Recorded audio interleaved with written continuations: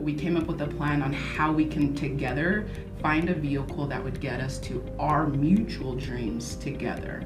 And once he realized and understood that it was gonna be door to door, I mean, yeah. So what's the mission? What's the end goal, or some of your next benchmarks or checkpoints? Yeah, so one thing is I want to retire by the time I'm 40. So it's on my bucket list. Yeah, so I don't know about retire, but like just basically be like, yeah, I have FU money, so don't mess with me. Yeah, we're so bought into this TV and social media and what's here. Like, I don't want my kids to have that, and I feel like 4 more years of this grind, like my children will be free. I love that. That's what it's for. Yeah. I love that. Yeah.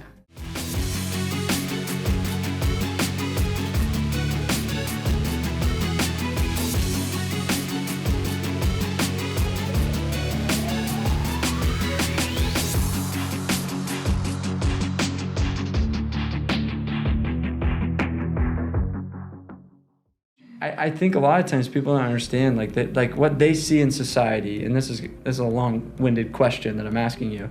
What they see in society is my brother and my dad and my cousin, they all go 9 to 5, and then they come home at 6, and then have dinner as a family, and then they marry a door-to-door salesperson, and then it's like, oh, well, this is not normal life. Yes, this is weird. So what do you say to those people? And I'll be honest, like, luckily the spouse that I married is someone who has all the attributes that I need, all the attributes that I need to work on as far as like support and uplifting. But the biggest thing for him was just like, if we were gonna sit down and actually like write out and figure out what is it that we truly want, like what do we want some of our goals to be like together. So as we talked about passive income, as we talked about like our kids' educations, like coming from backgrounds where our parents, like legitimately, if I wanted to go to college, I had to get scholarships or get student loans or do all these other things. We came up with a plan on how we can together find a vehicle that would get us to our mutual dreams together. And once he realized and understood that it was gonna be door to door, I mean, he was making great money, but he walked away 2 years ago when he saw like just how stressful I was, knowing that we were having different people watch our kids, and he's making great money and I'm making great money, and it's like, wow, what is important to us?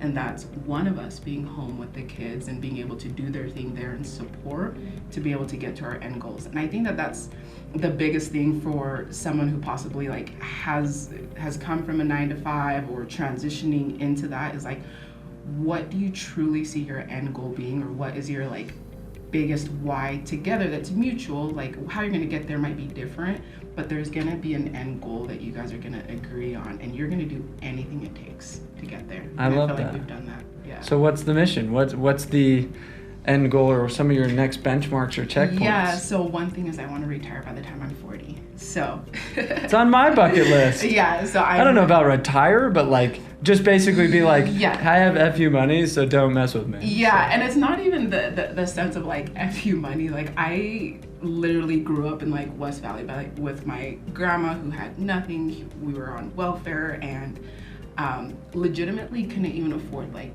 lunch tickets at school. And I look at 40, like my kids, where they're gonna be, I wanna be able to attend every single gymnastic sport. Like I wanna be able to just like get up and go to Puerto Rico for a month with my kids and just help them like learn. Like I don't want my kids to have their education here in America. I want it to be in Israel, in Egypt, in Afghanistan, in wherever. Like we are so bought into this TV and social media and what's here. Like I don't want my kids to have that. And I feel like 4 more years of this grind, like my children will be free. I love that. That's what it's for. Yeah. I love that. Yeah. No, that was always my whole mission, was like, I would want to go live in Costa Rica for a month. Let's go do it. Yes, like no like holdbacks, like no setbacks. Like my kids learn more in like an airport and all the other. They've probably been to more countries than most people have even like read in a storybook. And I want that to be the great learning experience that we have while in this life, is seeing and understanding other cultures, and I need money for that. So I love that. I love that. Yeah. So let's rewind 13 years ago. Little Suli. Little naive. Yeah. Scarcity mindset Suli for sure. How did you, like, I guess kind of talk to us about the journey. How'd you get recruited into this? What were your thoughts when somebody's like, come sell door to door? Because, you know, you didn't fit that mold, right? It's like, was it like, yeah, F them, I'm going to do this. Like, I'm going to, or was it like, really, me? Like, I don't know. Like, tell us about that. So anyone who knows me knows that I like fit this mold. I served an LDS mission, and I actually served here in Salt Lake. Oh, and I disliked a lot of the members as I was a missionary, in the sense of like, I didn't believe in a lot of referrals, I guess is what you would call it. I believed in knocking doors from the mission from day one.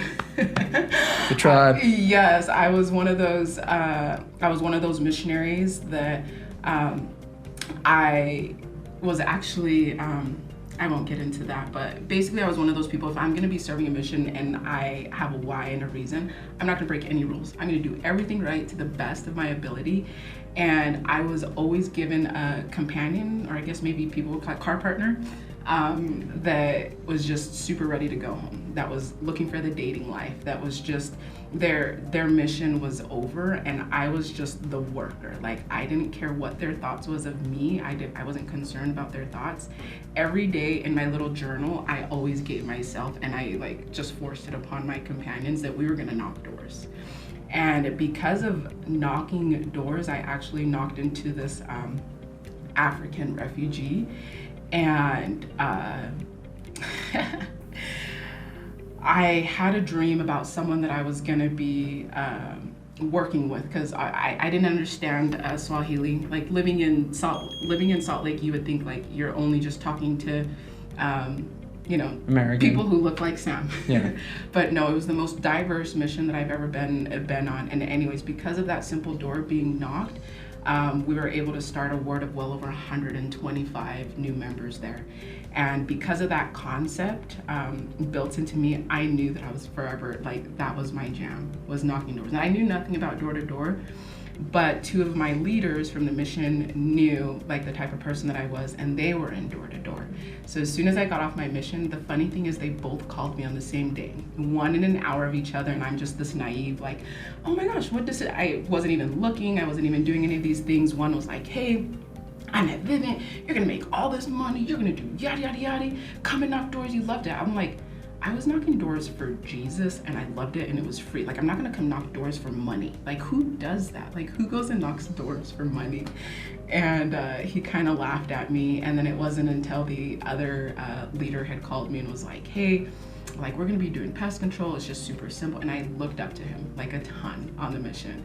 And I was like, well, I mean, I'm already doing fine and whatnot. And he was like, look, if this sucks, I'm gonna pay for you to get here, pay for your housing, do all these things. Like, hey, you hung out with me for 3 weeks. And I was like, all right, the pullback. So I went, and that 13 summers, that led to 13 summers later, all because he saw how much I enjoyed knocking doors. That's awesome. Yeah. So you were like a thoroughbred. I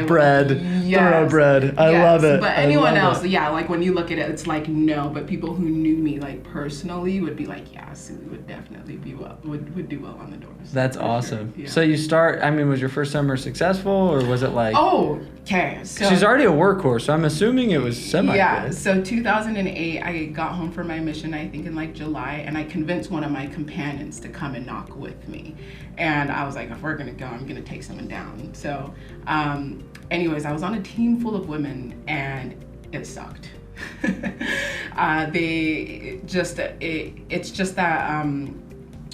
that mindset of a lot of girls at this time were just ready to get married and settle down, and I was just like thrown into like, well, if I'm gonna be here, I'm gonna work. And I asked my team leader at the time, like, what was the biggest number that the girl here before me like had sold? And he told me that it was his cousin, and she had sold 308. And I was like, well, I'm not leaving until I beat it, if I decide that I'm gonna stay. And so day 3 after training, I had sold 11 accounts. On our third day. That's big. Yeah, I love that. On day 3, end of the week on the company newsletter. By the end of summer, I was at like 300, and I was like, well, I'm gonna stay an extra 2 weeks just so I can say that I was the #1 girl. And I stayed 2 weeks and did 311 my first summer. That's awesome. Yes. The competitiveness. Yes, and so in some of like my future things that I talk about, like I was bought into the mindset of, you know, competing with other women, and I'm looking back now and I wish that I didn't have that mindset, but that was my only goal, was to be the number one women, like female rep. Like, did it ever shift to saying I just want to be the Yes. number one rep? When did that have to shift? And it's like, I can't go compete with other females because I'm already 3 better years than ago. them. 3 years ago, you're Yeah. like, let's shift to be like, I'm just gonna be top rep. Doesn't matter boy or girl. And not even top rep. Like I just want to be, and then just also influence others to come and be at Cool. the top too. And so I'm a big believer now on just like, I've come from a space where it was just like, you have to step on people to be able to get on top. Like you're recruiting people and your pay is based on them sucking. At least from where I was coming from, if you're on a marketing deal or anything like that.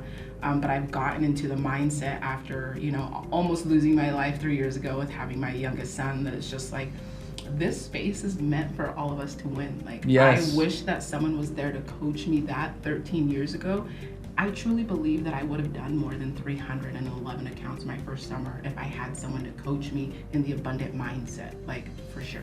So that's what I'm trying to shift right now. It's been my mission for the last 4 years. Yeah, see, and I love it, and I want to be right there along with you. Yeah, no, and I need more people advocating. And unfortunately, I come from a culture where it was I win, you lose. Or I Yes. win, they lose. And if you're not with me, then you're not winning. And I was like, guys, there's such an abundance in this industry, and there's so much to go around. And I think having that like feeling of win-win just is so satisfying. And it's like watching reps at other companies crush. You shouldn't be like, screw them, they suck and they must be shady. And I'm like, yeah, or they're just good, yeah, or they can be good too, and Yeah. they just have a different color shirt on. Yeah. That might be the case. They don't suck. They don't. Yeah. You're just I like- laugh because I'm just thinking about like how many people like look at my picture and it's like, oh, there must have been some like crappy deals, or oh, it's because she's a girl. Like people are just listening to her. Or she she's just good. worked hard Yeah. and she's good. Yeah. Yeah. Oh, Yes. well, if I was a girl and good looking, then I would sell. It's like, Yeah. or you can just sell and everyone Yes. can sell. Like I've seen fat, skinny, tall, short, black, Yes. white, all Yeah. of them be good. And you're just like, Exactly. And the funny thing is, like, one of my summers that I had knocked, I was actually almost 300 pounds. And I was pregnant with my first daughter during that time. And when you look at me on the doors, you wouldn't even think that this like overweight person is gonna do well on the doors. And my physical aspect had nothing to do with like my mindset and work ethic. And even in 8 weeks, I serviced more accounts than like my team leaders while pregnant and almost 300 pounds. Like it doesn't matter what you look like. It's all about up here, and there's no color up here. Like there's I no love gender that. up here. I love that. Yeah.